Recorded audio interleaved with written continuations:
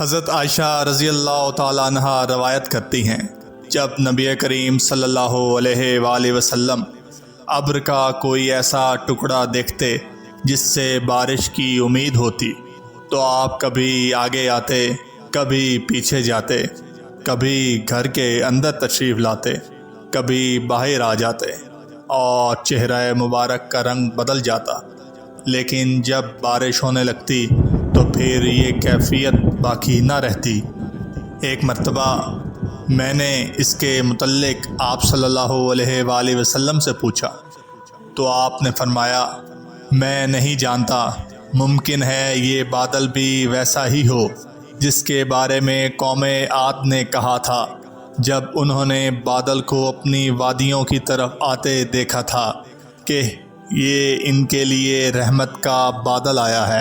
حالانکہ وہ عذاب کا بادل تھا۔